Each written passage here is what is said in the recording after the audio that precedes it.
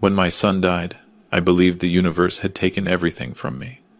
Then his best friend called me 4 days after we scattered the ashes. Mr. Fontaine, I found a USB drive hidden in Michael's workshop. You need to see what's on it. And please, don't tell Christine anything. I think she knows I have it.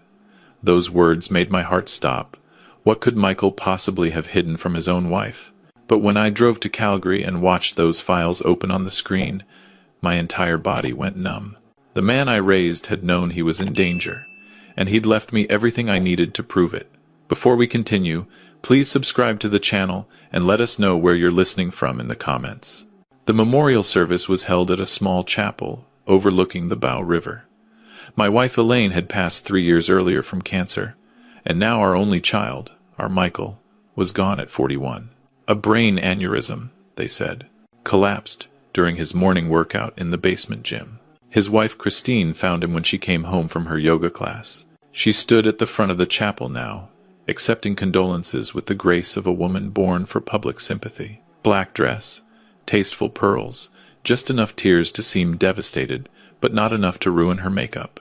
She'd always been beautiful, Christine, the kind of beautiful that made you forget to look deeper. A man approached her, young, maybe 35, wearing a suit that fit too well for a funeral guest. They exchanged words I couldn't hear. He touched her elbow briefly, and she smiled. Not a grief smile. Something else.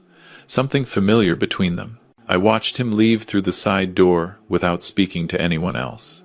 Christine caught my eye and walked over, taking my hands in hers. "Dad, why don't you stay at our place tonight? I can't bear the thought of you driving all the way back to Victoria alone." I'd never liked her calling me Dad. I'd tolerated it for Michael's sake. "I'll be fine. Booked a hotel downtown." She squeezed my hands. "You shouldn't be alone right now. We're family." The word felt wrong in her mouth, but I nodded, said I'd think about it, and watched her glide away to greet more mourners. The truth was, I couldn't stop thinking about the phone call I'd received from Michael 11 days before he died. It was nearly midnight when he called, which was unusual. Michael was disciplined about sleep, about routine. "Dad, I need to ask you something. If anything ever happened to me, would you promise to look after things? Make sure everything was handled right?" I'd laughed it off. "You're 41. Nothing's going to happen to you. Just promise me." There was something in his voice. Fear, maybe. Or resignation. "I promise. But Michael, what's going on? I can't talk about it now. I'll explain everything when I see you at Christmas." Christmas was 3 weeks away. Michael never made it. The hotel room felt like a cell. I sat by the window watching the city lights blur through my tears, remembering the boy who used to help me build birdhouses in the garage, who called every Sunday evening without fail, who'd been afraid of something and hadn't told me what. My phone buzzed. A text from a number I didn't recognize. "Mr. Fontaine, this is Daniel Okonkwo, Michael's friend from university. I was his business partner at the firm. I need to speak with you urgently. Can you meet me tomorrow morning? Please don't mention this to Christine." Daniel. I remembered Michael mentioning him. They'd started an engineering consulting firm together 5 years ago, specializing in environmental assessments for mining operations. Michael had spoken highly of him. I texted back. "Where and when?" "We met at a coffee shop in Kensington, far from anywhere Christine might wander." Daniel was a tall man with kind eyes and hands that wouldn't stop moving, constantly adjusting his coffee cup, his napkin, his phone. "Thank you for coming, Mr. Fontaine. Call me Robert." He nodded but didn't use my name. "I found something 3 days ago. Michael gave me a key to his workshop last year, said I could use his tools whenever I needed. After the service, I went there to, I don't know, feel close to him, I suppose." He pulled a small USB drive from his pocket. This was hidden inside a hollowed-out book on his shelf. "To Kill a Mockingbird," his favorite. "What's on it?" Daniel's face darkened. Everything. Bank statements, emails, photographs, recordings. Michael documented it all. He opened his laptop and inserted the drive. Folder after folder appeared on the screen. As he clicked through them, my hands began to shake. Christine had been systematically draining their joint accounts for 18 months. The transfers were clever, disguised as business expenses, charitable donations, payments to vendors that didn't exist. The total exceeded $800,000. The money flowed to an account under the name Bradley Weston. "Who is Bradley Weston?" I asked, though part of me already knew. Daniel pulled up a photograph. The man from the funeral, the one with the well-fitted suit and the familiar smile, her personal trainer. They'd been having an affair for almost 4 years. The photographs were damning. Christine and Bradley, at restaurants, at hotels, walking hand in hand, on beaches I didn't recognize. The timestamps showed dates when Michael was traveling for work, trusting his wife to be home waiting for him. But that wasn't the worst of it. Daniel opened a document, a letter Michael had written, dated 2 weeks before his death. "Dad, if you're reading this, something has happened to me, and I need you to know the truth. I discovered Christine's affair 8 months ago. I hired a private investigator, documented everything, and consulted with a divorce lawyer. I was planning to confront her after the holidays, file for divorce, and protect what assets I could. But 3 weeks ago, Christine found out I knew. I don't know how. Maybe she saw something on my computer, or maybe Bradley told her. She's been different since then, watching me, asking strange questions about my health, my exercise routine, my supplements. She's been pushing me to increase my life insurance. Keeps talking about how anything can happen, and we should be prepared. Last week, she suggested I add a rider for accidental death. I changed the beneficiary on my policy to you 2 days ago. She doesn't know yet. Dad, I might be paranoid. I hope I am. But if something happens to me that seems natural or accidental, please don't accept it at face value. Please look deeper. You spent 30 years investigating cases for the RCMP. You know how to find the truth. I love you. I'm sorry I didn't tell you sooner. I was ashamed. I thought I could handle it myself. Your son, Michael." I read the letter 4 times. My boy, my strong, capable, proud boy, had been afraid for his life and hadn't told me until it was too late. Daniel was crying silently. I should have noticed something was wrong. He seemed stressed the last few months, but I thought it was just work pressure. I never imagined. I looked at the date on Michael's letter, November 28th. He died December 9th. I drove to the Calgary Police Service headquarters that afternoon with the USB drive and every document Daniel had given me. They directed me to Detective Sarah Chen, a woman in her 50s with sharp eyes and a patient manner. She listened as I laid out everything. "Mr. Fontaine," she said carefully when I finished, "I understand your concerns, but your son's death was examined thoroughly. The medical examiner found no signs of trauma, no indication of foul play. Brain aneurysms can occur suddenly, even in healthy individuals. My son was healthy. He ran marathons, had a complete physical 6 months ago with perfect results. No family history of aneurysms on either side. That does sometimes happen. These things can develop without warning. Detective Chen, my son, wrote a letter saying he feared for his life. His wife was stealing from him, having an affair, and pushing him to increase his insurance coverage. He died 12 days after writing that letter." She looked at the documents again. "This shows financial misconduct and infidelity.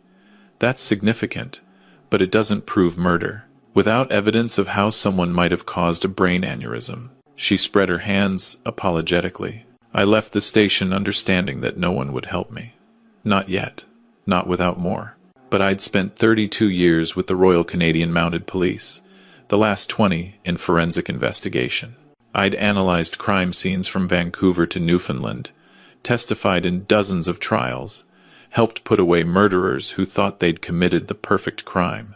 If anyone could find the truth about what happened to my son, it was me. I returned to Christine's house that evening, accepted her offer to stay in the guest room, and began playing a role I'd never imagined.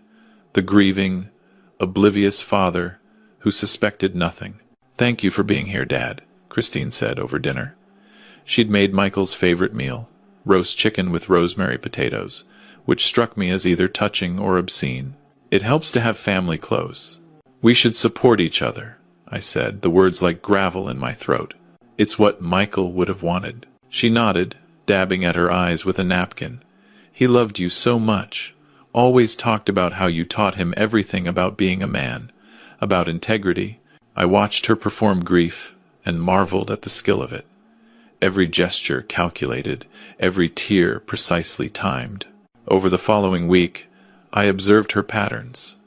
She left the house every Monday, Wednesday, and Friday afternoon, claiming to visit friends or attend grief counseling. I followed her on Wednesday. She drove to a condominium complex in Mount Royal and entered Unit 412. Through the window, I could see her embracing Bradley Weston. They weren't even being careful anymore. I photographed everything: license plates, timestamps, the tender moments visible through carelessly open blinds. Evidence accumulating. At night, while Christine slept, I searched the house.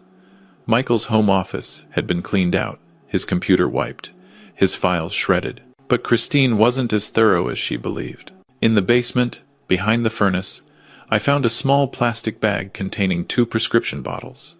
The labels had been removed, but one bottle still had partial residue inside. I collected a sample carefully, preserving it the way I'd been trained decades ago.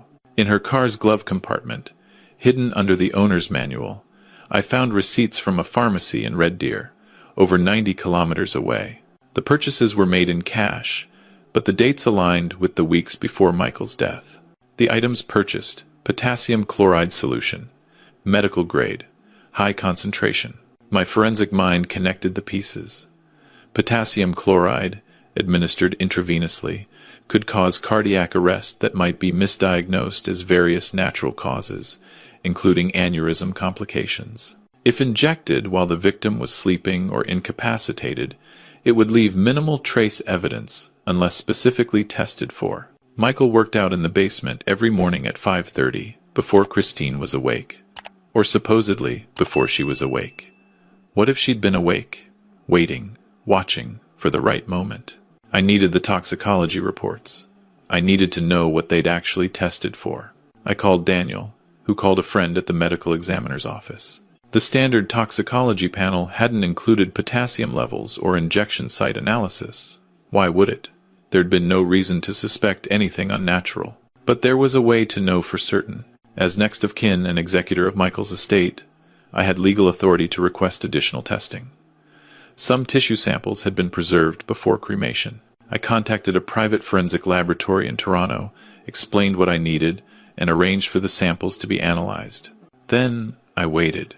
The waiting was agony. I continued staying at Christine's house, continued playing the heartbroken father, continued watching her meet with Bradley Weston, while my son's ashes sat in an urn on the mantel. One evening, Christine made tea. She handed me a cup with a sympathetic smile. "You've seemed so tired lately, Dad. This herbal blend helps with sleep." I thanked her, raised the cup to my lips, and pretended to drink while she watched. When she turned away, I poured it into a potted plant. The plant was dead by morning. The laboratory results arrived 3 weeks after I'd submitted the samples. The report confirmed elevated potassium chloride levels, inconsistent with natural occurrence, along with microscopic evidence of an injection site in the tissue near Michael's left arm. My son had been murdered, poisoned in his own home, by a woman who'd promised to love him. I sat in my hotel room holding the report, and I wept, not just from grief, but from the cold certainty of what Michael had endured, the fear of those final weeks, the betrayal of someone he'd trusted with his life. I contacted Detective Chen immediately. This time, I brought everything: the bank records, the photographs, the pharmacy receipts, the residue from the basement, the letter from Michael, and most importantly, the toxicology results, proving injection. Detective Chen read each document with increasing intensity. When she reached the lab report, she looked up at me.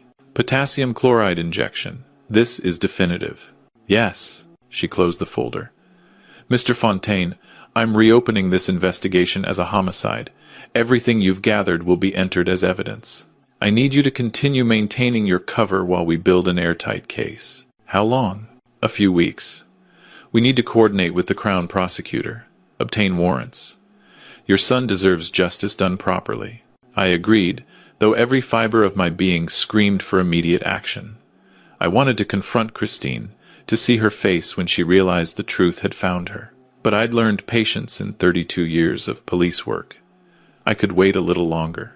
2 weeks later, I was back at Christine's house for what she believed was a discussion about Michael's estate.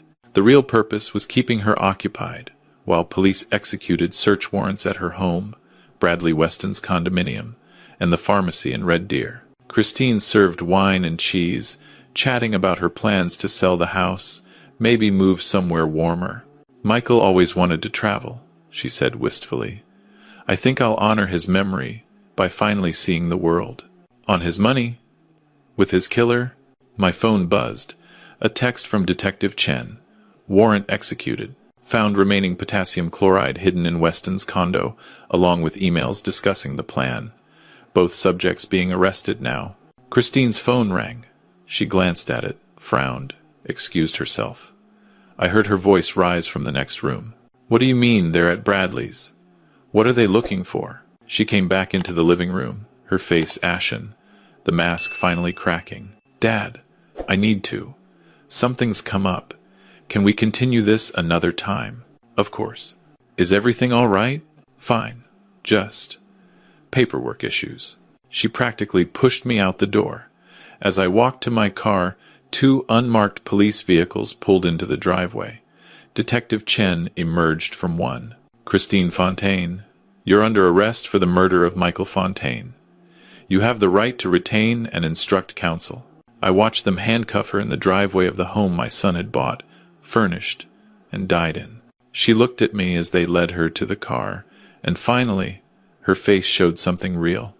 Fury, hatred, the understanding that she'd been caught by the father-in-law she'd dismissed as a harmless old man. Bradley Weston was arrested simultaneously at his condominium, caught trying to destroy evidence. A search of his computer revealed months of communications with Christine, planning Michael's death in meticulous detail.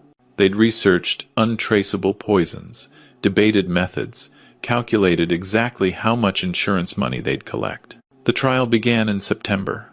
I attended every day, sitting in the front row of the gallery, where Christine could see me each time she glanced toward the spectators. The Crown prosecutor built the case methodically.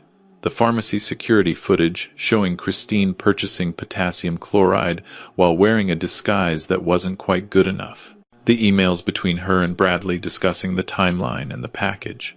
The forensic evidence proving injection. Michael's letter, read aloud by the prosecutor, with devastating effect. Several jurors wiped their eyes. One had to ask for a recess to compose herself. Bradley Weston had crumbled within days of his arrest, accepting a plea deal in exchange for testimony against Christine. He described how she'd approached him 2 years into their affair with the idea, how they'd planned everything for months, how she'd practiced injecting saline into oranges until she was confident she could do it without waking Michael. She told me she deserved better, Bradley testified, avoiding Christine's eyes, that Michael was boring, that he didn't appreciate her, that the insurance money would let us start a new life together. I believed her. I wanted to believe her. Christine's defense attorney tried to paint Bradley as the mastermind, Christine as an abused woman manipulated by a controlling lover. But the evidence was overwhelming. The potassium chloride was found in her possession. The pharmacy footage showed her face. The emails came from her devices.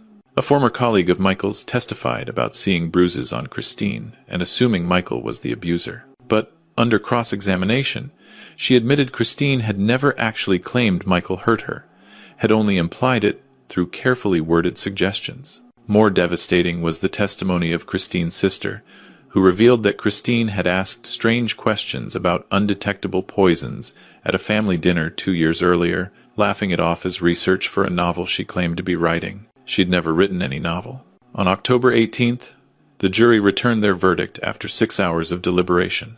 Guilty. First-degree murder. Guilty. Conspiracy to commit murder. Guilty.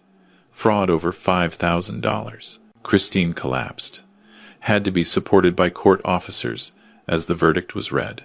Bradley Weston, already sentenced to 12 years in exchange for his testimony, sat in the witness room, watching through closed-circuit television, his future destroyed by a woman who'd promised to run away with him to somewhere warm. The sentencing came 3 months later. Life imprisonment with no possibility of parole for 25 years for Christine. She would be 69 years old before she could even apply for release. The judge addressed her before pronouncing the sentence. You betrayed a man who loved you, who built a life with you, who trusted you completely. You planned his murder for months, executed it without hesitation, and showed no remorse until you were caught. The callousness of your actions represents a profound moral failure that this court cannot overlook. Christine had nothing to say. She stared straight ahead, hollow, as her entire future collapsed into prison walls. The insurance company voided all claims the moment charges were filed. Christine received nothing. Bradley received nothing. Everything Michael had built, the business he'd grown with Daniel, the investments he'd accumulated, the home he'd maintained, all of it went into a trust I established in his name. The Michael Fontaine Foundation now provides legal and investigative resources to families who suspect their loved ones' deaths weren't accidents, but can't get authorities to listen. Daniel runs the day-to-day operations from Calgary. We've helped 11 families in 2 years. 8 resulted in reopened investigations. 5 led to arrests. I returned to Victoria after the trial, to the house where Elaine and I raised Michael, where he took his first steps and spoke his first words, and grew into a man I was proud to call my son. I still keep his childhood bedroom exactly as it was when he left for university. Hockey posters on the walls, trophies on the shelf, the telescope we'd bought together when he was 12, and fascinated by the stars. Sometimes I sit there and talk to him, tell him about the foundation, about the families we've helped, about how his death meant something even though it should never have happened. Detective Chen calls me occasionally. She's sent several cases my way, families in similar situations who need guidance from someone who understands. I review their evidence, help them document their concerns properly, connect them with resources they didn't know existed. It's not the retirement I planned. Elaine and I were supposed to travel, to see the world together, to spoil grandchildren that never came. Instead, I spend my days ensuring other families don't suffer the way mine did. But there's purpose in it, meaning the knowledge that every case we help represents someone's child, someone's parent, someone's sibling who deserves the truth. Last month, I received a letter from a woman in Winnipeg whose husband was convicted of killing their daughter based partly on evidence-gathering techniques she'd learned from our foundation's resources. Her daughter had been dead for 4 years before anyone believed it wasn't an accident. Now her killer will spend the rest of his life in prison. She thanked me, said knowing the truth didn't bring her daughter back, but made her death matter. That's what Michael would have wanted. Not revenge, but accountability. Not anger, but justice. The assurance that others would be protected, that patterns would be recognized, that killers who thought they'd gotten away with murder would eventually face the consequences they deserved. Tonight, I sit on my back deck, watching the sun set over the Pacific. The mountains of Washington State are visible across the strait, purple and gold in the fading light. Elaine loved this view. Michael proposed to Christine on this deck, under stars that seemed to promise a lifetime of happiness. The grief never leaves. It's always there. A hollow space where my son used to be, where his phone calls and visits and terrible jokes used to fill my days with joy. But alongside it now is something else. Not peace, exactly. Not satisfaction. Something quieter. Something earned. Justice served. Truth uncovered.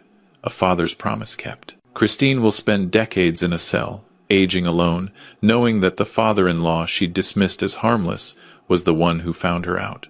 Bradley will emerge from prison in his late 40s, broken, his youth and dreams destroyed by his own choices. Neither of them will ever benefit from what they did to my son. The money they killed for went to help others instead. Michael's legacy is families saved, crimes exposed, truths uncovered. That matters. It doesn't fill the hollow space, but it matters. Michael, wherever you are, I hope you know. I hope you know I kept my promise. I hope you know that everything you feared would be buried came into the light instead. I hope you know that your father loved you enough to spend every resource, every skill, every remaining day of his life ensuring your death meant something. That's what fathers do. We protect our children, even when we've failed to protect them in life. We carry their memory forward. We make certain their lives mattered. And yours did, son. Yours mattered more than I can ever express. The foundation helps another family every month.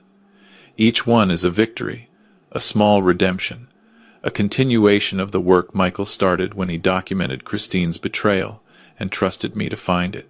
He was braver than he knew, smart enough to leave evidence, hopeful enough to believe his father would find the truth. I did, Michael. I found it all, and I'll keep finding it for others until I don't have the strength anymore. Then Daniel will continue, and the people we've trained, and the families we've empowered. Your name will be remembered not for how you died, but for what your death inspired. A movement, a mission, a promise kept across years and distances and heartbreak. The stars are coming out now, the same stars you used to watch through that telescope, the same stars that have shone over this earth for billions of years, and will continue long after all of us are gone. But while I'm here, while I have breath and purpose and a promise to keep, I'll make sure your light isn't forgotten. Sleep well, my boy. Your father is still fighting. If you found this story meaningful, please like this video, subscribe to the channel, and share your thoughts in the comments below. Your support helps us continue bringing stories like this one. To hear another story, click on the video appearing on your screen now.